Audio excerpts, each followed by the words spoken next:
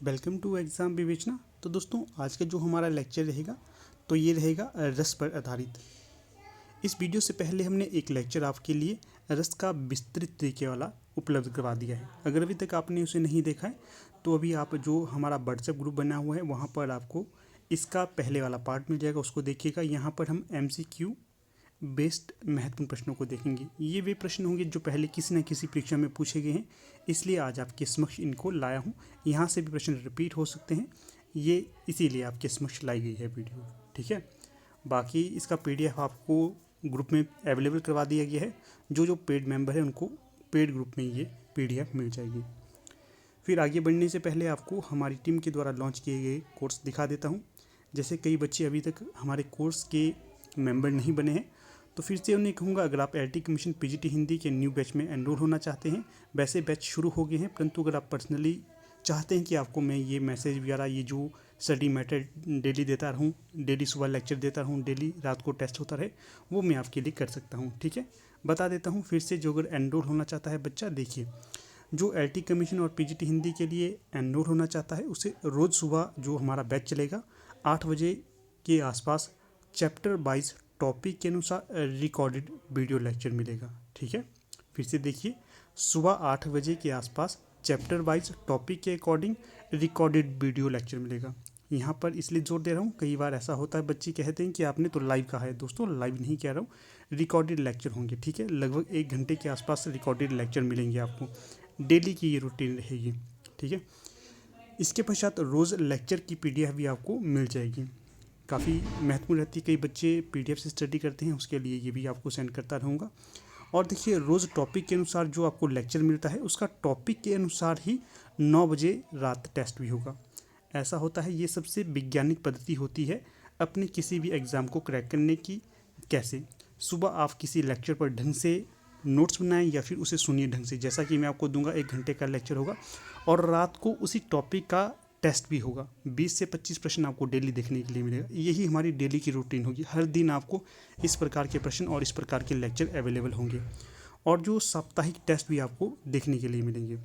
Weekly test होंगे, जैसे कि कोई टॉपिक कंप्लीट हो जाता है उसका फिर एक हम टेस्ट आपके समक्ष उपलब्ध करवाते हैं कि आप उसे करिए और अपना आंकलन भी करिए कि किस प्रकार की आपकी तैयारी चली हुई है। इसके पश्चात आपको देखिए, चाहे LT कमीशन है, LT टेट है या फिर PGT हिंदी है, उसके प्रीवियस ईयर के क्वेश्चन पेपर भी बीच बीच में उपलब्ध करवाए जाते रहते हैं कि एक तरह से आप मूल्यांकन करिए और एक तरह से आप पूरा पैटर्न को देखिए, किस प्रकार के पैटर्न इन प्रश्न पत्रों में उपलब्ध करवाए जाते हैं, तो उससे आप अपना आकलन भी कर सकते हैं। फिर देखिए, आप लोगों की डिमांड पर ही काफ़ी सारे बच्चे कहते थे कि हमें GK के क्वेश्चन भी करवाइएगा। तो वैसे टॉपिक वाइज GK तो नहीं करवाता हूँ। जो पहले चाहे पटवारी की परीक्षा हो, LT कमीशन हो, कोई भी परीक्षा हो, टेट की परीक्षा हो, उनके जो मैंने MCQ बनाए हुए हैं, लगभग 20-15 मिनट के लेक्चर होते हैं MCQ बेस के। अगर आप ज्वाइन करते हैं इस बैच को तो वहाँ पर मैं आपके लिए दे देता हूँ, ठीक है, हर दिन। इसी के साथ देखिए, कोर्स 3 मंथ चलेगा। बाकी भी आप यहाँ पर पढ़ लीजिएगा, नहीं तो लेक्चर काफ़ी लंबा हो जाएगा। ये यहाँ पर मैंने जानकारी दे दी है। अगर आप ज़्यादा जानकारी चाहते हैं तो ये हमारा व्हाट्सएप नंबर है, इस पर आप व्हाट्सएप करिए, कोई भी आपकी क्वेरी रहेगी उसको सॉल्व कर देंगे, ठीक है। चलिए शुरू कर देते हैं आज के लेक्चर को, ज़्यादा टाइम नहीं लेंगे, नहीं तो वीडियो काफ़ी लंबा हो जाता है।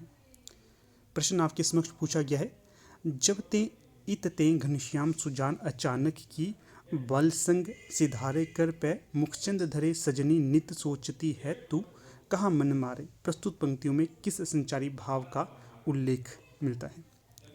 देखिए, मैं काफ़ी जोर देकर आपको कहता था कि संचारी भाव पर आपने ध्यान से देखना है। इस प्रकार से देखिए, यहाँ पर UP PGT 2021 की परीक्षा हुई थी, वहाँ पर इस तरह से प्रश्न पूछा गया था। अगर आपने उसमें ध्यान से संचारी भावों को देखा होता तो इस प्रश्न को आप इजीली ले लेते। तो कौन सा सही विकल्प होगा यहाँ पर? ये हो जाएगा समृद्धि। समृद्धि कैसे होगा? देखिए, जब ते इत ते घनश्याम सुजान अचानक की बलसंग सिधारे कर पे मुखचंद धरे सजनी नित सोचती है तू कहाँ मन मारे। तो यहाँ पर जो समृद्धि आधार पर ये चीज़ें बताई जा रही है, किस प्रकार से समृद्धि का यहाँ पर झलकन देखने के लिए मिल रहा है, ठीक है। सही विकल्प B हो जाएगा। थोड़ी सी यहाँ पर व्याख्या भी दी गई है, जैसे कि पता है आपको, संचारी भाव 33 है, देव ने 34वां संचारी भाव छल बताया है, शुक्ल जी ने चकपकाहट नामक संचारी भाव को 35वां संचारी भाव भी माना है। ये आपके लिए काफ़ी ज़्यादा नया तथ्य यहाँ बतलाया है। 35वां कौन है? चकपकाहट है और शुक्ल जी ये मत प्रस्तुत करते हैं। इसके पश्चात अगला प्रश्न आपके समक्ष यहाँ पर ये देखने के लिए मिल रहा है, निम्न में से कौन सा सात्विक अनुभाव नहीं है? 4 विकल्प दिए गए हैं, इनमें से जो सही होगा उसका चयन करना है। बोला था मैंने आपको सात्विक भाव, देखिए अगर जो सात्विक भाव नहीं होगा उसका भी बताया था कि आता है कि सात्विक भाव नहीं है, तो जो नहीं होगा तो वो हो जाएगा विकल्प सी, विषाद, वाची, रोमांच, कंप, प्रलय, ये आपके सात्विक अनुभाव होंगे। तो थोड़ी सी व्याख्या भी यहाँ पर वर्णित है, व्याख्या को अगर आप पढ़ना चाहते हैं तो पढ़ सकते हैं। सात्विक अनुभाव आश्रय के शरीर से उसके बिना किसी बाहरी प्रेतन के स्वतः उत्पन्न होने वाली चेष्टाएं सात्विक अनुभाव कहलाते हैं। इसे अत्यंच भाव भी कहा जाता है। ध्यान रखिएगा, क्या कहा जाता है? अत्यंच। और सात्विक भावों के अनुभावों की संख्या कितनी है? 8। स्तंभ, स्वेद, स्वरभंग, विपथु, वैबण्य, अश्रुपात, रोमांच और प्रलय। अगला प्रश्न देखिएगा 495। इसमें आपसे क्या प्रश्न बन रहा है? अखिल भुवन चर अचर जग हरिमुख में लखी मातु चकित भई गदगद वचन विकसित दृग पुलकातु, निम्न पंक्तियों में निहित रस कौन सा होगा? 4 विकल्प दिए गए हैं, इनमें जो सही होगा उसका चयन करना है आपने। तो सही विकल्प यहाँ पर हो जाएगा विकल्प ए, अद्भुत रस यहाँ पर वर्णित है। व्याख्या दी गई है, व्याख्या को भी आप पढ़ सकते हैं। क्या होता है अद्भुत रस? जब किसी व्यक्ति के मन में अद्भुत या आश्चर्यजनक वस्तुओं को देखकर विस्मय, आश्चर्य आदि के भाव उत्पन्न होते हैं जो ऊपर पंक्तियों में वर्णित हैं, तो वहाँ पर अद्भुत रस होता है। इसका स्थायी भाव आश्चर्य है। भरतमुनि ने वीर रस से अद्भुत की उत्पत्ति बताई है। इसका वर्ण पीला है, देवता ब्रह्म कहा गया है, ऊपर वर्णित है, बताया भी है मैंने आपको ये। फिर अगला प्रश्न 495 वर्णित है। इसमें क्या पूछा गया है? निम्न विकल्पों में से स्थायी भाव तथा उनके आधार पर कल्पित रसों के नाम पर दिए गए हैं, इनमें से गलत विकल्प को पहचानिए। यहाँ पर रस और स्थायी भाव वर्णित है, इनमें से एक असंगत होगा, उसको देखना है कौन सा यहाँ पर सही होगा। तो देखिए, जो शोक है इसका करुण रस हो जाएगा, उत्साह है इसका वीर हो जाएगा, रति है इसका श्रृंगार हो जाएगा, परंतु जो अमर्ष है इसका भयानक रस नहीं होगा। अमर्ष ये जो रसों में नहीं वर्णित है, ठीक है। तो जो भयानक रस का स्थायी भाव होगा तो वो भय होगा, अमर्ष नहीं होगा। डी यहाँ पर असंगत होगा। अगला प्रश्न वर्णित है 497। निम्नलिखित में से कौन सा रस का अवयव नहीं है? 4 विकल्प दिए गए हैं, इनमें जो असंगत होगा उसका चयन करना है। तो यहाँ पर जो अवयव नहीं होगा तो वो हो जाएगा आपका अलंकार। बताया था मैंने आपको, व्यभिचारी भाव है, विभाव है, स्थायी भाव है, परंतु अलंकार कहीं पर भी ऐसा वर्णित नहीं है। फिर यहाँ पर व्याख्या भी दी गई है, व्याख्या भी देख सकते हैं। व्यभिचारी भाव, विभाव, स्थायी भाव रस के अवयव हैं। भरतमुनि ने अपने नाट्यशास्त्र में भावों की संख्या 49 मानी है, जिसमें 33 व्यभिचारी भाव है या संचारी भाव है, 8 स्थायी भाव है और 8 सात्विक भाव है। अगला प्रश्न देखिए 498। निम्नलिखित में से किसे संचारी भाव कहते हैं? विभाव, अनुभाव, व्यभिचारी भाव, स्थायी भाव। ऊपर ही इसका उत्तर आपको देखने के लिए मिल रहा है, यहीं से आपको ये पता चल सकता है। तो सही विकल्प हो जाएगा विकल्प बी, जो व्यभिचारी भाव है इसका ही दूसरा नाम संचारी भाव भी है। बी सही विकल्प। थोड़ी व्याख्या दी गई है, वीडियो को पॉज करिए, पढ़ना चाहते हो तो पढ़ सकते हो। अगला प्रश्न है, भरतमुनि ने रसों की संख्या कितनी मानी है? ऊपर बताया था आपको, कितनी मानी है? 8। 9 नहीं, 8 मानी है। 9 मत करिएगा अगर आपको प्रश्न आता है। ये देखिए कितनी ही परीक्षाओं में पूछा गया प्रश्न है, बहुत ज़्यादा रिपीट होता है ये। यहाँ से थोड़ा और स्पष्ट कर देता हूँ। भरतमुनि ने रसों की संख्या 8 मानी थी। इसके साथ जो उद्भट थे, इन्होंने रसों की संख्या 9 मानी और शांत रस का प्रतिपादन किया। जो विश्वनाथ थे, इन्होंने रसों की संख्या 10 मानी और वात्सल्य रस की स्थापना की। और जो रूप गोस्वामी थे, इन्होंने रसों की संख्या 11 की भक्ति रस के साथ। और जो रुद्र थे, इन्होंने 12 भक्ति रसों की संख्या मानी, प्रयाण रस की इनकी द्वारा प्रतिष्ठापन किया गया था। ठीक है, तो छोटी छोटी बातों की याद रखिए, यही आपके लिए लाभदायक सिद्ध होती हैं। अगला प्रश्न 50 पूछा गया है, 550 नहीं 500 प्रश्न पूछा है। रस सिद्धांत का प्रवर्तन किसे माना जाता है? बहुत ही इजी प्रश्न है ये वाला। तो ये हो जाएंगे भरत मुनि। आचार्य भरत मुनि के द्वारा रस सिद्धांत का प्रतिपादन किया गया था। व्याख्या यहाँ पर वर्णित है, देख सकते हो। जो नाट्यशास्त्र है इसमें 36 अध्याय हैं। भरत मुनि ने रस सिद्धांत का प्रथम व्याख्या, जो भरत मुनि के रस सिद्धांत की प्रथम व्याख्या की थी, किसने की थी? आचार्य भट्ट लोलट के द्वारा इसकी व्याख्या की गई थी और इनके द्वारा उत्पत्तिवाद सिद्धांत का प्रतिपादन किया गया था। अगला प्रश्न क्या है? 501। राम को रूप निहारती जानकी कंगन के नग की परिछाही, याते सबे सूदी भूली गई, कर टेकी रही पलटारती नाही। पंक्ति में कौन सा रस होगा?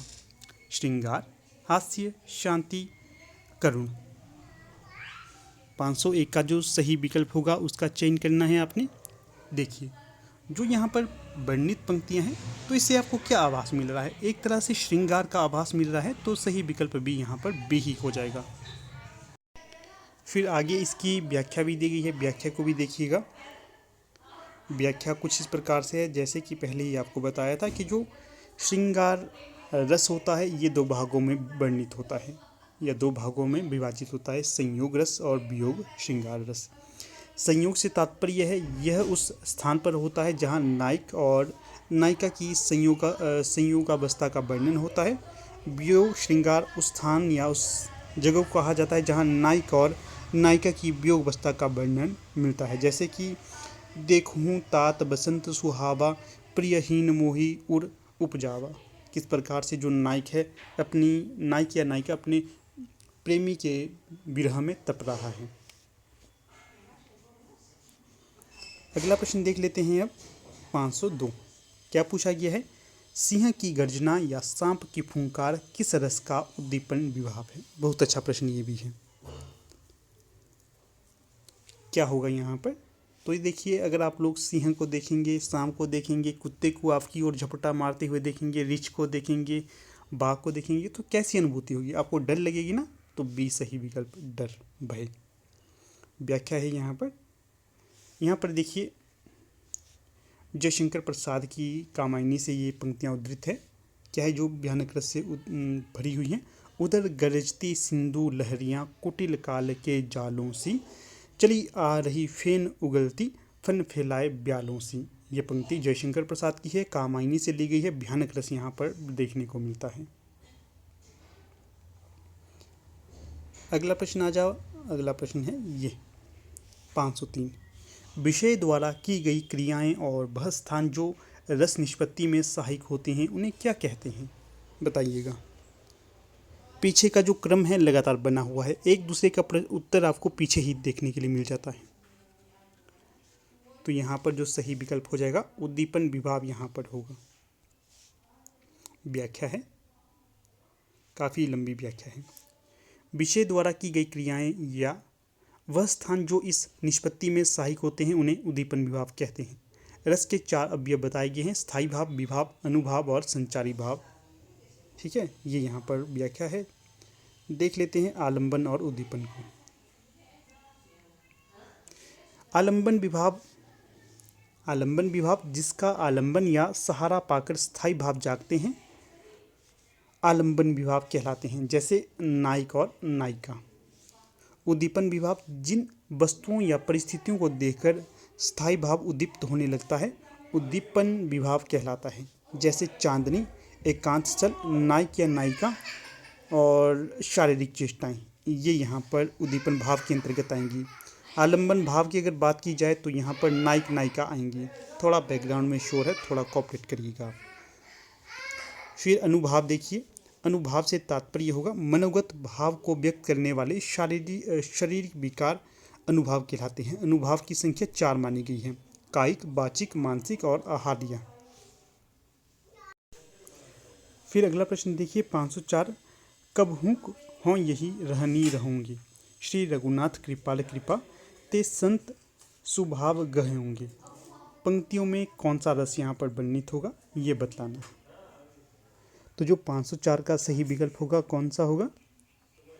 तो तो यहाँ पर देखिए कौन से रस को आपको देखने के लिए मिल रहा है, तो शांत होगा। कैसे? कबहू कहो यहीं रहनी रहूँगी, श्री रघुनाथ कृपाल कृपा ते संत स्वभाव गहूँगी। तो कैसा रस देखने के लिए मिला? बिल्कुल शांत है, कोई हलचल नहीं हो रही है, संतों की यहाँ पर बात की जा रही है, तो शांत रस यहाँ पर वर्णित होगा। ठीक है, डी। थोड़े से तथ्य यहाँ पर दिए गए हैं। और सर्वप्रथम आचार्य भरत मुनि ने अपने ग्रंथ नाट्यशास्त्र में रस का विवेचन किया है। भरत मुनि को रस संप्रदाय का प्रवर्तक माना जाता है। आचार्य भरत मुनि ने केवल 8 रसों की चर्चा की है। नाटक में 8 ही रस माने जाते हैं, क्योंकि वहाँ पर शांत रस का कोई कार्य नहीं होता, इसलिए उसे गिना भी नहीं जाता।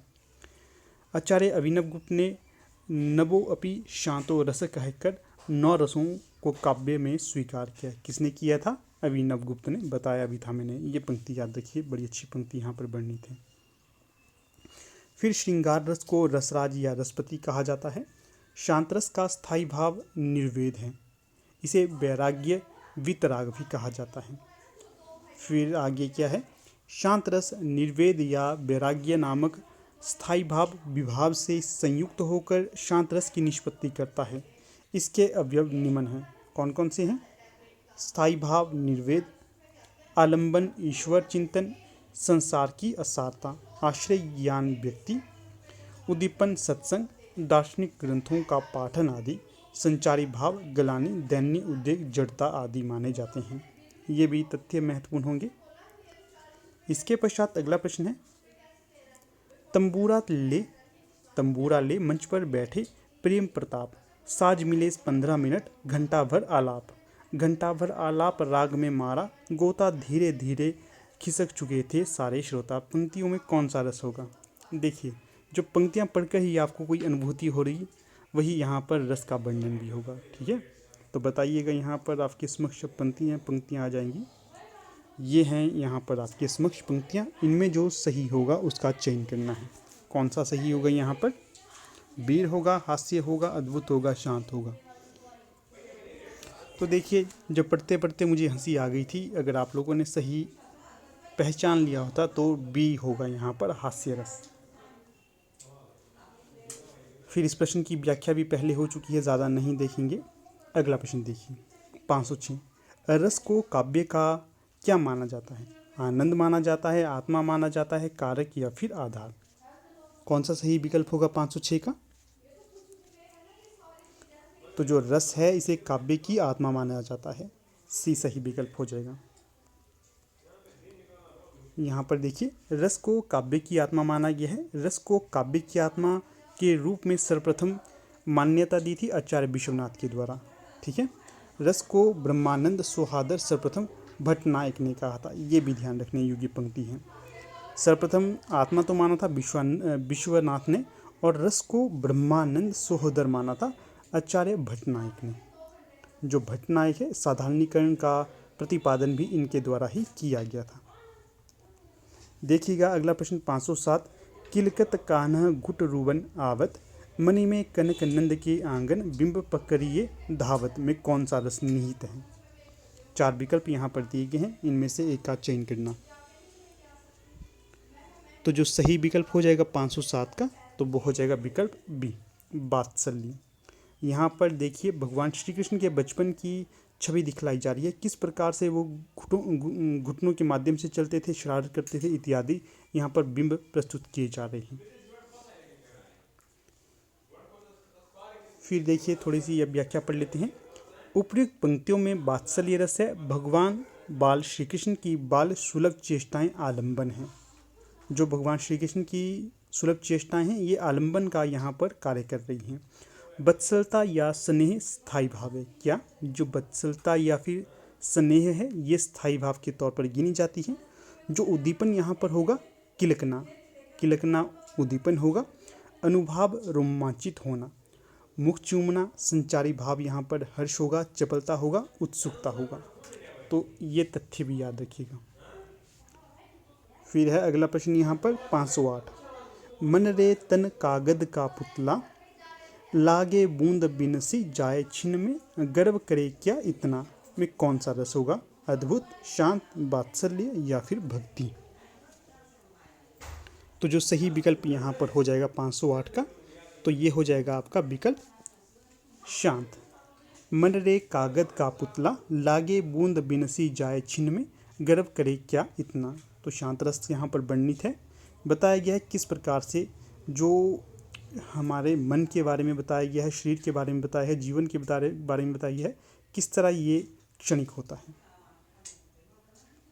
फिर देखिए व्याख्या भी यहाँ पर दी गई है। जो शांत रस होता है इसका स्थायी भाव क्या होता है? निर्वेद। अगला प्रश्न आ चुका है 509। स्थायी भाव जब विभाव, अनुभाव एवं संचारी भावों के योग से आस्वादन करने योग्य हो जाता है, तब सहृदय प्रेक्षक के हृदय में रस रूप में उसका आस्वादन होता है। रस की ये परिभाषा किस विद्वान ने प्रतिपादित की थी? 4 विकल्प दिए गए हैं, इनमें से एक का चयन करिए। तो जो ये परिभाषा प्रतिपादित की गई थी आचार्य श्याम सुंदर दास के द्वारा, ये सही विकल्प हो जाएगा। यहाँ व्याख्या भी दी गई है, व्याख्या देखना चाहते हैं तो देख सकते हो आप। यहाँ पर देखिए आचार्य विश्वनाथ है, इन्होंने वाक्यम रसात्मकम काव्यम। आचार्य शुक्ल ने कहा था जिस प्रकार से आत्मा की मुक्तावस्था ज्ञान दशा कहलाती है, उसी प्रकार हृदय की मुक्तावस्था रस दशा कहलाती है। ये व्याख्या भी वर्णित है। फिर थोड़ी सी जानकारी यहाँ पर श्याम सुंदर दास जी की भी दी गई है। इन्होंने इनके अनुसार सहृदय के चित्त का साधारणीकरण होता है। साहित्य लोचन, रूपक रहस्य, मेरी आत्मकहानी, ये इनकी रचनाएं हो जाएंगी। और 1941 में मेरी आत्मकहानी लिखी गई है, इसका ध्यान रखिएगा। फिर देखिएगा अगला प्रश्न 510। उधर गरजती सिंधु लहरियाँ कुटिल काल के जालों सी, चली आ रही फेन उगलती फन फैलाए ब्यालों सी। पंक्ति में कौन सा रस होगा? ऊपर ही मैंने आपको इस प्रश्न के बारे में जानकारी दे दी थी। तो जो 510 का सही विकल्प हो जाएगा भयानक रस यहाँ पर देखने के लिए मिल रहा है। जो पंक्तियाँ हैं किसकी होंगी? ये जयशंकर प्रसाद की जो कामायनी रचना है वहाँ से ये पंक्तियाँ उद्धृत हैं। फिर सीधे अगले प्रश्न की ओर रुख करते हैं 511। निम्नलिखित में से किस रस का स्थायी भाव रति है? विकल्प 4 है करुण, हास्य, श्रृंगार या वीर। 511 का सही विकल्प कौन सा होगा? तो जो सिंपल सा प्रश्न है, जो रति स्थायी भाव होगा श्रृंगार रस का, सी सही विकल्प। ये तथ्य हमने पहले ही देख लिए हैं, ज़्यादा तथ्यों को नहीं देखेंगे, ये जरूर देख लेते हैं। रस और स्थायी भाव। श्रृंगार रस का स्थायी भाव क्या होगा? रति। हास्य रस का हास, करुण रस का शोक, वीर रस का उत्साह, रौद्र रस का क्रोध, भयानक रस का भय, अद्भुत रस का विस्मय, विभत्स रस का जुगुप्सा। ये सारे याद रखने हैं। यहाँ से प्रश्न देखिए बनता ही है। ये जो वीडियो आपके समक्ष लाए हूँ आज वाली, यहाँ से देखिएगा प्रश्न आपसे बनेंगे ही बनेंगे। कोई भी परीक्षा लीजिएगा, आज मैं आपके समक्ष ये कह रहा हूँ, जब आपकी परीक्षा होगी उस समय आपको मेरी सारी की सारी बातें स्मरण होंगी। क्या मैंने ये बातें कही थी और बिल्कुल सच साबित हुई हैं। फिर अगले प्रश्न की ओर रुख करते हैं। निम्नलिखित पंक्तियों में कौन सा रस है?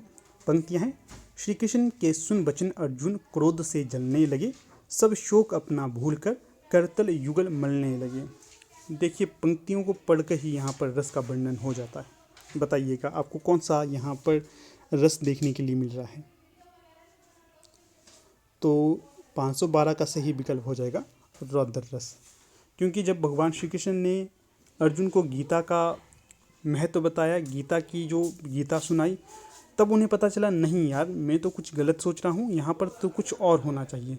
फिर उनको लगा कि मुझे अपने कर्तव्य पथ की ओर अग्रसर होना है। ठीक है, फिर उन्हें गुस्सा आ गया, नहीं जो मैं सोच रहा था वो गलत है, जो यहाँ पर पाप करने वाले लोग हैं उनका मुझे मानना ही होगा किसी भी हालत में। फिर उनके अंदर गुस्सा पैदा हो गया था। रौद्र रस यहाँ पर देखने के लिए मिल रहा है। ठीक है, चलिए अगले प्रश्न को देख लेते हैं। रौद्र रस देखिए यहाँ पर है, जिस रस के आस्वादन से क्रोध प्रकट हो उसे रौद्र रस कहा जाता है। बाकी आपको पढ़ना होगा तो आप आराम से पढ़िएगा इसको। अगले प्रश्न 513। उत्तर दिख गया, कोई दिक्कत नहीं। जन्म मरण से भय, वैराग्य तत्वों और शास्त्रादि के चिंतन होने वाले रस को क्या कहते हैं? देखिएगा शांति से प्रश्न को पढ़िएगा। प्रश्न क्या बोल रहा है? जन्म मरण से भय, वैराग्य तत्वों और शास्त्रादि के चिंतन होने वाले रस का नाम क्या होगा? तो जो नाम यहाँ पर होगा तो ये होगा आपका विकल्प बी, शांत रस।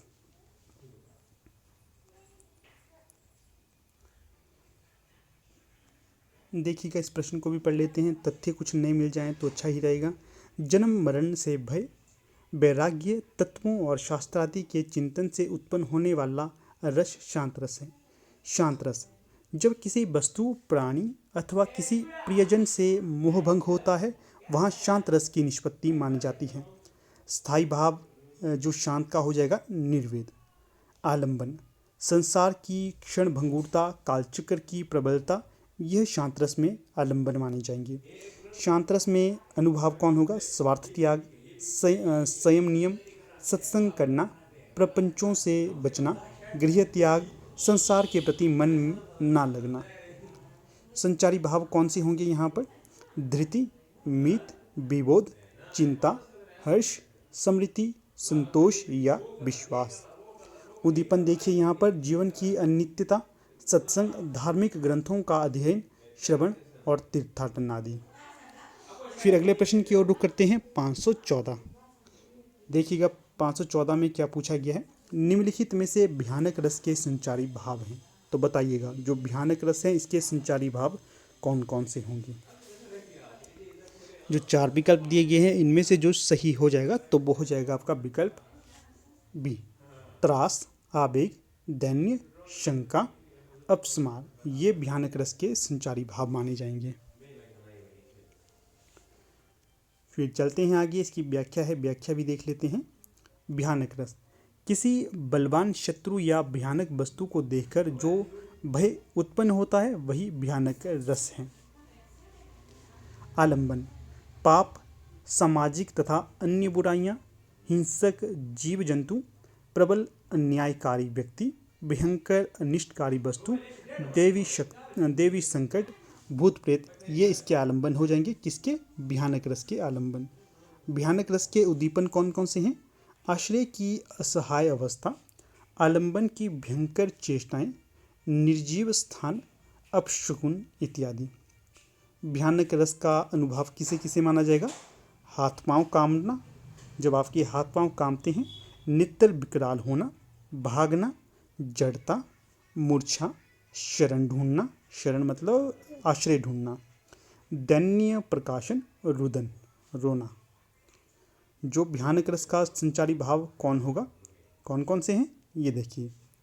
शंका, आवेग, अमर्ष, स्मृति, आशंका, स्मरण, घृणा, शोक, भ्रम, ग्लानि, चिंता, दैन्य, चपलता, निराशा, आशा आदि ये संचारी भाव हो जाएंगे।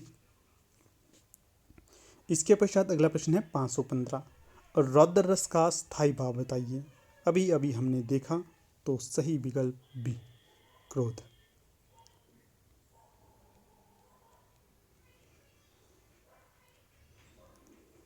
देख लेते हैं, रौद्र रस का स्थायी भाव क्रोध होता है। धार्मिक महत्व के आधार पर इसका वर्ण लाल होता है और देवता रुद्र होते हैं। रौद्र रस के अवयव स्थायी भाव क्रोध होगा। आलंबन होंगे रौद्र भाव के विपक्षी, अनुचित बात कहने वाला व्यक्ति। उद्दीपन देखिए, इसमें विपक्षियों के कार्य या उक्तियाँ, अनुभाव, मुख का लाल होना, दांत पीसना, शस्त्र चलाना, भौहें चढ़ाना, गर्जन इत्यादि। संचारी भाव कौन कौन से होंगे? तो संचारी भाव में आएंगे आवेग, अमर्ष, उग्रता, उद्वेग, स्मृति, असूया, मद, मोहभंग। तो ये यहाँ पर इसके तथ्य और हो जाएंगे। अगला प्रश्न है 516, विभत्स रस का स्थायी भाव है, तो बताइएगा विभत्स रस का स्थायी भाव कौन सा होगा? तो पीछे आपने देखा होता जहाँ पर रसों और स्थायी भाव की चर्चा की थी वहाँ पर इसका उत्तर आपको वर्णित था। अगला प्रश्न देखिएगा 517, रति, हास, शोक, क्रोध, भय आदि भावों की गिनती इनमें से किस भाव के अंतर्गत होती है?